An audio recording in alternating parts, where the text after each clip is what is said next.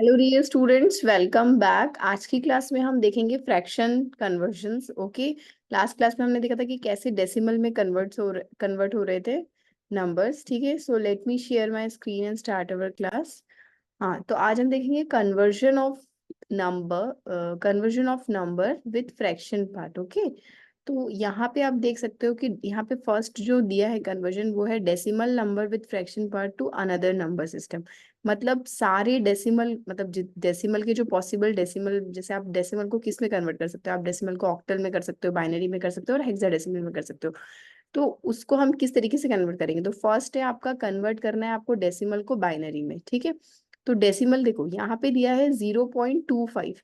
अब जो जीरो के आगे जो नंबर है, मतलब पॉइंट जो आपका जीरो है, इसकी जगह अगर आपका 27 है तो हम लोग बाइनरी में कन्वर्ट करने के लिए क्या कर रहे थे, टू से डिवाइड कर रहे थे। ठीक है, तो यहाँ पे अगर आपका 27 है तो उसको आपको टू से डिवाइड करना है, लेकिन पॉइंट के बाद आपको क्या करना है वो आज हम पढ़ेंगे। ठीक है, तो जब भी आपका कोई फ्रैक्शन होगा, डेसिमल की बात हो रही है, तो डेसिमल में हम क्या करेंगे, मल्टीप्लाई बाय टू करेंगे। क्यों टू कर रहे हैं, क्योंकि हमें बाइनरी में कन्वर्ट करना है। ठीक है, तो आप जब 0.25 को टू से मल्टीप्लाई करोगे तो आपका आंसर क्या आएगा, 0.50।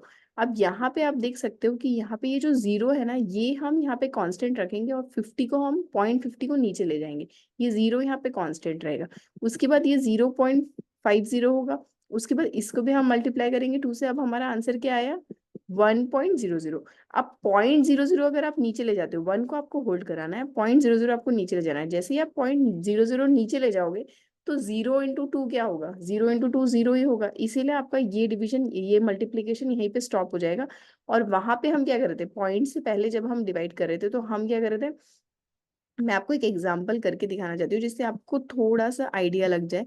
जैसे कि मेरा नंबर है, सपोज करो मेरा नंबर है 4.25, ये सेम 25 ही है। ठीक है, तो यहाँ पे फोर के लिए मैं क्या कर रही थी, फोर डेसिमल नंबर है ना, तो मैं फोर के लिए क्या कर रही थी, मैं क्या ले रही थी, एलसीएम डिवाइड कर रही थी। तो मैं यहाँ पे लिख रही थी फोर। अब 2 × 2 क्या होता है, फोर होता है। यहाँ पे रिमाइंडर क्या बच गया, जीरो। ठीक है, फिर इसको मैंने क्या किया, टू, वन ज़ टू, यहाँ पे फिर से रिमाइंडर क्या हो गया, जीरो। अब टू, तो वन नहीं आता, जीरो, और यहाँ पे क्या हो गया, वन। तो आपका आंसर क्या आया, वन। हम नीचे से ऊपर आते थे, बॉटम टू टॉप, तो वन, जीरो और जीरो। ठीक है, अब यहाँ पे पॉइंट लगेगा और ये जो डेसिमल में आपका नंबर आया है ये आएगा टॉप टू बॉटम। मतलब आपका आएगा पहले जीरो, ठीक है, और यहाँ पे क्या आएगा, वन। तो इस तरीके से नंबर सॉल्व होंगे। मतलब आपको ये लेफ्ट जो एमएसबी पार्ट हम जो बोलते हैं, एमएसबी को आपको एलसीएम लेना होगा और जो एलएसबी है उसको आपको मल्टीप्लाई करना होगा। कब तक मल्टीप्लाई करना होगा, जब तक कि ये हो रहा है या फिर रिपीट ना होने लगे। ठीक है, तो इस तरीके से आपका बाइनरी में कन्वर्ट होगा। अब हम नेक्स्ट देखते हैं, जो है आपका अभी ये बाइनरी का एक और एग्जांपल है। ठीक है, तो इसमें भी आपका क्या होगा, मल्टीप्लाई होगा और एंड तक चलेगा। ठीक है, अब नेक्स्ट आपका है ऑक्टल में। ठीक है, कि ऑक्टल में कैसे कन्वर्ट होगा, तो ऑक्टल में जैसे बाइनरी में हम लोग क्या कर रहे थे, बाइनरी में हम लोग टू से कर रहे थे मल्टीप्लाई, तो यहाँ पे आपको कैसे करना है, एट से मल्टीप्लाई करना है। ठीक है, अब फिर से पॉइंट के आगे वाले में सपोज करो, जैसे पॉइंट के आगे सपोज करो ये 40 है। ठीक है, 40.675 है, 675। ठीक है, 40.675 है। तो आपको क्या करना है, 40 को आपको एज इट इज क्या करना है, फिर से आपको एलसीएम ही लेना है। किससे 40 को एलसीएम लेना है, हमने करा था 8 से, हम लोग कर रहे थे। ठीक है, तो यहाँ पे आएगा 8। क्यों 8, क्योंकि ऑक्टल 8 बेस का होता है, 8 5 = 40। ठीक है, कितना रिमाइंडर है गया, जीरो। और यहाँ पे 8 की टेबल में 5 तो नहीं आता, तो 8 0 0 और यहाँ पे कितना बच गया, 5। ठीक है, तो ये क्या हो गया, 50 हो गया। तो यहाँ पे अब आपका आंसर क्या आएगा, 50। यहाँ पे 50 होगा और यहाँ पे डेसिमल। ठीक है, अब ये डेसिमल के बाद क्या वैल्यू आएगी, तो आपको 0.675 को क्या करना है, फिर से 8 से मल्टीप्लाई करना है। तो ये इसका आंसर आया। अब आपको 5 को होल्ड कराना है और 0.40 को नीचे ले जाना है। फिर ये दोनों मल्टीप्लाई हुए, फिर आपका आंसर क्या है, 3.2। तो अब आपको 3 को यहाँ पे होल्ड कराना होगा। आपको मल्टीप्लाई करोगे तो आंसर मिल जाएगा, 8 × 4 32, और डेसिमल एक पे लगेगा इसलिए 3.20। और फिर 20 को आपको नीचे ले जाना है। ठीक है, फिर 20 को 8 से करेंगे तो 16। तो यहाँ पे फिर 1 को होल्ड कराना है आपको और 60 को नीचे ले जाना है। फिर इंटू 8 करेंगे तो यहाँ पे आया 4.8, तो 4 को होल्ड कराना है, 8 को नीचे ले जाना है। अब जब आप 8 को नीचे ले जाओगे तो आपका फिर से क्या आ गया, 0.400। तो ये आंसर ऑलरेडी आपका टॉप में भी यही सेम आया था। ठीक है, तो ये सेम चीज अब फिर से रिपीट होगी, ये कंटिन्यू रिपीट होती रहेगी।